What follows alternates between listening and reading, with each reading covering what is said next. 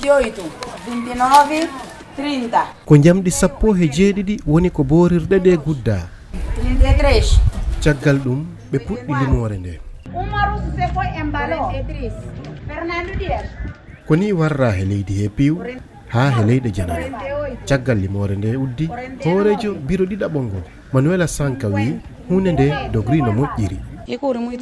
Suɓo ngo waɗiri no hanniri, caɗele fof min taskaki e suudu amen wotirdu ndu. Wote ɗe gaɗi e deƴere limore ɗereji ɗi ƴaɓɓike e dow jam. Min keɓi yimɓe wotoɓe hewɓe tenti e rewɓe yaltuɓe e keewal suɓade.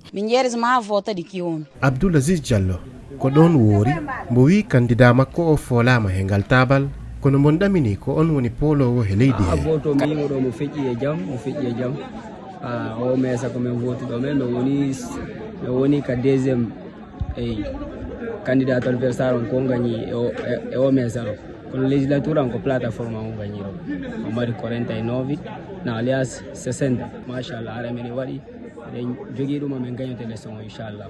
So tawi biroji ɗi fof nattiɗi Bisawo wona joni ko senni defi kalgol ko hombo hen fooli hakkunde ƴamoɓe sappo e ɗiɗo. Ousmane Arouna e Mbaalo Bisawo, RFI.